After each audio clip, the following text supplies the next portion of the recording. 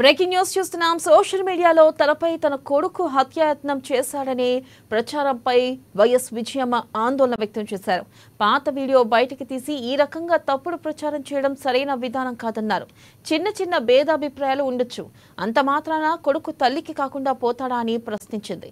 అలాగే అన్నకి చెల్లి కాకుండా పోతుందా అని, చెల్లికి అన్న కాకుండా పోతాడా? ఇంకోసారి తప్పుడు ప్రచారం చేస్తే పరువు నష్టం దావా వేస్తానంటున్న విజయమ్మ హెచ్చరించింది.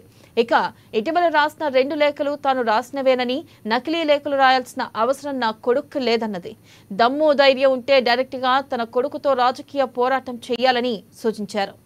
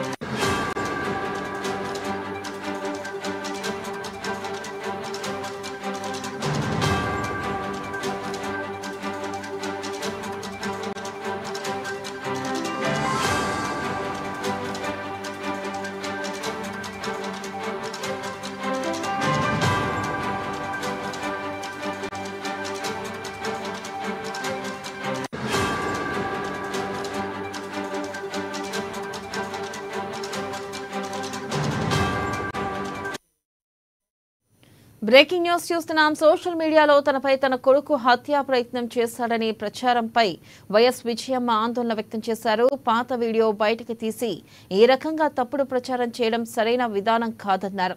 చిన్న చిన్న భేదాభిప్రాయాలు ఉండొచ్చు, అంత మాత్రాన కొడుకు తల్లికి కాకుండా పోతాడా అని ప్రశ్నించింది. అలాగే అన్నకి చెల్లి కాకుండా పోతుందా, చెల్లికి అన్న కాకుండా పోతాడా అని ఇంకోసారి తప్పుడు ప్రచారం చేస్తే పరువు నష్టం దావా వేస్తానంటూ విజయమ్మ హెచ్చరించారు. ఇటీవల రాసిన 2 లేఖలు తాను రాసినవేనని, నకిలీ లేఖలు రాయాల్సిన అవసరం నా కొడుకు లేదని, దమ్ము ధైర్యం ఉంటే డైరెక్ట్ గా తన కొడుకుతో రాజకీయ పోరాటం చేయాలని సూచించారు. వెబ్సైట్ లో పెట్టి చూపిస్తున్న యాజమాన్యాలకు, పెద్దలకు విజయమ్మ, అదే విజయ రాజశేఖర రెడ్డి గారి ఆవేదన. గత కొన్ని రోజులుగా వడ్డీ వారిస్తున్న అసత్య కథనాలను చూస్తుంటే మనసుకు చాలా చాలా బాధ అనిపిస్తుంది, కష్టం అనిపిస్తుంది. ఈ రోజు ఏదో ఒక సామెత ఉంది, పచ్చకామెళ్ళ వానికి అంతా పచ్చగా కనిపిస్తుందట. గత 2 సంవత్సరాల కిందట జరిగిన నా కారు యాక్సిడెంట్ ను ఈ రోజు నా కొడుకు ముడిపెట్టి అదో కథ అల్లుతున్నారు. నా మనవ దగ్గరికి పోతే అదో కథ.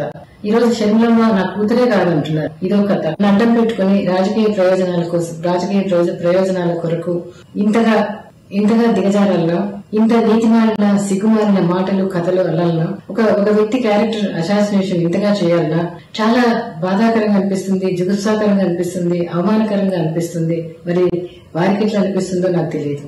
కుటుంబంలో డిఫరెంట్ ఒపీనియన్స్ ఉండొచ్చు. అయితే ఆ తల్లికి కొడుకు కాకుండా పోతాడా, కొడుకు అమ్మ కాకుండా పోతాడా, ఓ అన్నకు చెల్లి కాకుండా పోతాడా, ఆ చెల్లికి అన్న కాకుండా పోతాడా? మా పిల్లలను చాలా సంస్కారవంతంగా పెంచాం. డిగ్నిఫైడ్ గా అందరూ హర్షించేటట్టుగా రాజకీయాలు చేయమని కోరుతున్నా. ప్రజలు చూస్తున్నారు, గమనిస్తున్నారు. నా కొడుకుతో డైరెక్ట్ గా ఫైట్ చేయండి. దయచేసి ఏది పడితే అది మాట్లాడొద్దు, ఏది రాయాలనుకుంటే అది రాయొద్దని మనవి. ఈ మధ్య రాసిన లెటర్లు 2 లెటర్లు నేను రాసినవే.